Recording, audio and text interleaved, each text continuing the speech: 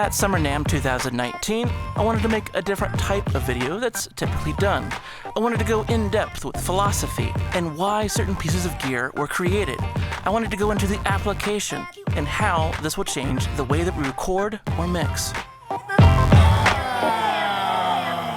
Okay, I'm hanging with Seth from Avantone Pro, and he's got some really cool stuff, some developments, and I'm curious what you got going on here. Sure.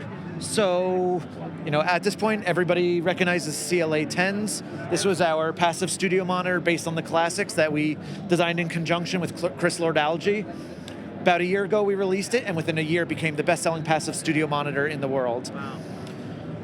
A lot of people were asking us what amplifier to use with it, because there's been a very sad lack of choices when it comes to good studio-style power amps, and especially ones that were made in a style that was designed to be used with an speaker like the CLA 10s. Very often now you're seeing Class D amplifiers that run light, they run cool, but they just don't have the body, the push, the coloration that you get out of a classic AB, boat anchor of an amp. And that's why we designed the CLA 200. This was our attempt to make a classic amplifier. Nice. We wanted to stay away from this running cool Class D amplifier, so we designed a Class AB amplifier, which took an incredible amount of work considering a lot of the factories and the people that have the resources to make amplifiers just don't exist anymore when it comes to making this style of amplifier. So we went out and made it do it ourselves. It runs hot, it's heavy as hell, and it sounds absolutely fantastic. It's 200 watts per side. It's got wattage metering, so it shows how much watt is being used up by your speaker, so you would get a really good sense of how much headroom you still have left on your amplifier. Volume control for both sides. Bridgeable mono if you have a passive subwoofer, or if you have larger speakers you want to use it with, you could actually bridge mono it and run it up to about 500 watts just out of the single amplifier. And it just really, it's a classic amplifier. It's not a modern amplifier in any way, shape, or form. It's just got that real body that you just don't really see anymore out of these new lightweight amplifiers. You were talking to me before the video about how you really were picky about the way that it was constructed and the tooling and almost like the 80s, how they were constructed. Yeah, so we stayed away from the modern way of construction when it came to these amplifiers. We've seen so many companies going with these Class D amps, that are lightweight, they're cool, temperature-wise, and they just don't have the same coloration. So we were going towards a method that it's a lot more hands-on, a lot more testing by hand. Each one's biased by hand, so we actually make sure that each one is perfect when it leaves. That's one thing that, us as Avantone that we really are proud about, is every single product that we sell is actually, hand tested, hand listened to.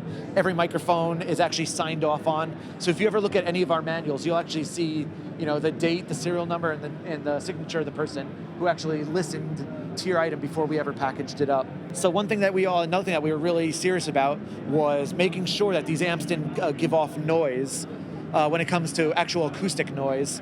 So a lot of amplifiers you see cooling fans in them. So we actually put absolutely massive, heavy heat sinks and cooling fins inside of them to make sure that we can actually use convection cooling, the airflow through it to do the cooling instead of a fan. That way you can actually have it in your control room or your tracking room, and you wouldn't hear the fan noise coming through your microphones. One thing that we also did with it is, because we wanted to go with Class AB, it required an absolutely massive power transformer.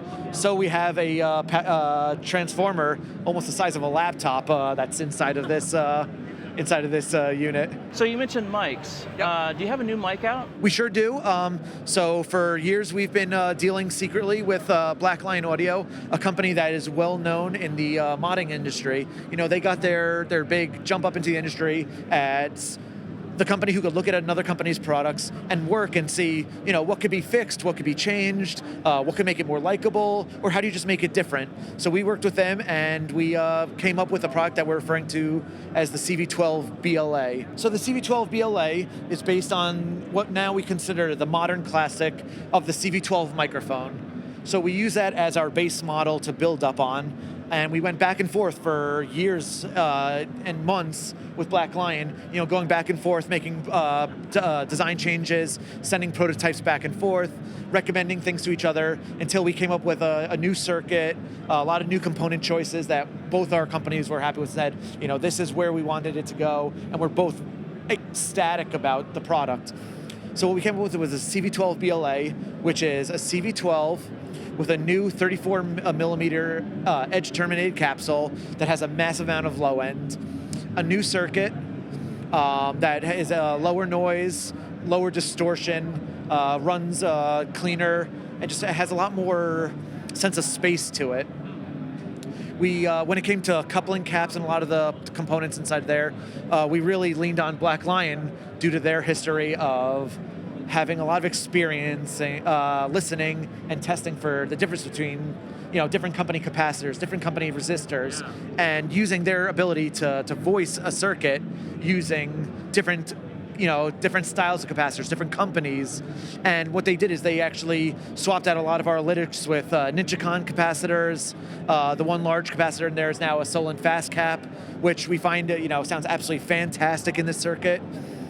We now ship it with our Jetson shock mount. This is available both with the CV-12 BLA. It will also be available on its own, and it's also going to be. It also ships with a new alligator skin case that just really looks really badass. I mean, this thing looks amazing. I've never seen anything like that. It's one of the most sturdy, shock mounts I've ever seen. We're really proud of the design of it. And the microphone just sounds really fantastic. What we were really going for was a microphone that stands out on its own, separate from the CV-12. So the CV-12 is known for its, really fantastic upper mids, and people love how it makes vocals pop in it. This one, we wanted to go a little different in the voicing of it. This one's got a lot more body and a much bigger sense of space to it. So when you get up on that microphone, it just sounds absolutely massive. We tamed the high end and the high mids a little bit. We brought it the bottom end and absolutely a massive amount on it. So it just sounds absolutely huge of a microphone. When you get up on it, it just really it gives you that voice of God type of sound. Wow. And one thing that we really like about it is just how more usable it is on a wider range of sources. So while this microphone is still absolutely fantastic on vocals, our personal favorite use so far, we love it on vocals, we voiced it on vocals, but it's absolutely fantastic on piano, just because it really picks up the whole register of the piano. It's got a beautiful top end, but as you're going down to the low end, it really gives you a huge sense of body and bass to it. So on acoustic piano as a stereo pair, we're really proud of how this microphone turned out. I'd imagine it sounds fantastic for drum overheads. It absolutely, and the reason is because it picks up every part of the drum set. It picks everything from the shimmer of the hi-hats and the cymbals on up to, it really does pick up the thud of a kick drum. It really does pick up a lot of low end. Yeah, that's my one complaint with just condensers in general, is that there's not enough meat in the sound, especially for drums and overheads. Yeah, and that's what we really went for. And another thing we went for is, how do you make this, you have more volume without increasing noise at the same time? So we work with Black Lion to actually completely redesign the tube power supply. So we actually changed the way it actually filters and regulates, and have a power supply that just is lower noise than the ones that you normally see shipping with a tube microphone. Did you mention the polar patterns, or is this cardioid only? No, so this is it's got 9 polar patterns, anywhere from omnidirectional on up to figure 8. Dead center is cardioid, and it gives you 3 selections between those. So you can actually tone it to however you want when it comes to polar pattern. Side effect of these polar patterns, something that you always see with the polar pattern selection, is it also changes the frequency response. Yeah. So you can actually use your polar pattern selector switch to actually revoice the microphone as well. Yeah, totally. Yep. What about the 10 dB pad? Is that also change the character of the mic just a little bit? Our 10B pad, it does exactly what it's designed to do, where it lowers the signal 10 dB. We made sure that we wanted a pad that doesn't affect the frequency range of our microphone too much. So we designed it to have as little effect on tonality as possible. And then if you have a high pass as well? We do. We have a high pass filter on our circuit that will cut out the low end, so that if you have something like hi-hats and you don't want to pick up too much low end in your signal. About where is the cutoff frequency? About 100 hertz. So this is actually already shipping. We're really proud of it, and it sells for $699. Nice, so totally accessible. Absolutely. And I can imagine this is a real workhorse because you get all the polar patterns, you get high pass, 10 dB pad, which is great, you know, bass amp, even guitar amp. And yeah, I mean, it's not only, that's another thing is we're really trying to make sure that this was going to be, you know, available for everyone.